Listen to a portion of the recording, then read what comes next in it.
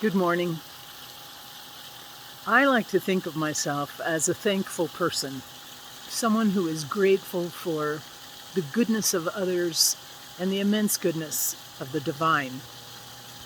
But the more I think about it, the more I realize that there's more to it than gratitude. A friend of mine wrote something on Facebook recently, Father John Cusick, and he talked about gratitude and about the ensuing connection that we have with one another. What gratitude really does for our hearts is it opens us up to the fact that we are connected on a much deeper level. Gratitude is not just an appreciation for the good thing that someone else does for me or does for the world. It's also something deeper. As a believer, as a Catholic, in the Mass, we say Amen to receiving Holy Communion. There is a deep connection that takes place there, not just a physical nourishment, but we also believe that we are connected, united to the divine in an extremely intimate, personal way, something that connects us far beyond the world in which our feet are planted, but reminds us in a very tangible way that we are here just for a time and that God has a plan for us, has loved us from before we were born. And so what happens is there is this connection that allows communion to take place. When I'm grateful to you or to others, there is a deep communion that takes place as well.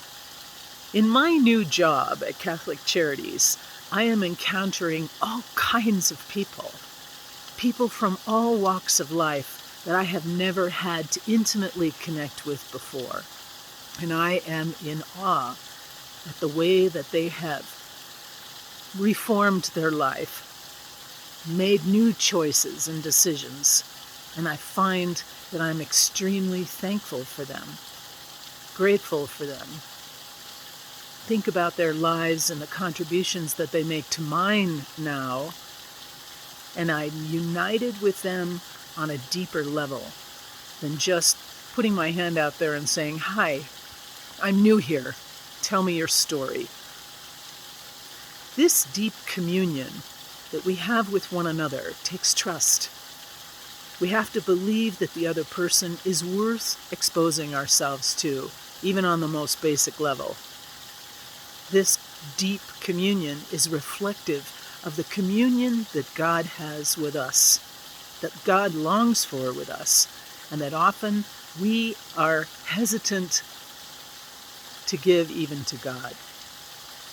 And so I'm wondering in my own life and in yours today, as we reflect a little bit more deeply about what it means to be grateful for one another, is that perhaps it means we need to trust one another a little bit more. The world in which we live right now is not one that engenders trust. We want to keep our protective shields up when we engage with people that we know and don't know, people who believe what we believe or don't. There are dramatic factions that exist in our world, and yet, because we are believers and united to something bigger than ourselves, we can still be grateful. We can still find common ground, knowing that I was created and you are created in this God who longs for our union with God, with one another.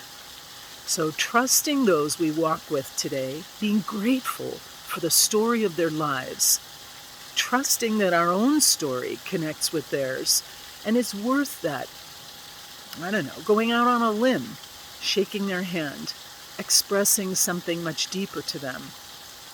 Today, when we make and receive that connection with one another, that deep communion that reminds us of the sacred communion that we have with the divine, perhaps at the end of the day, as we review the day, we can say a wholehearted Amen.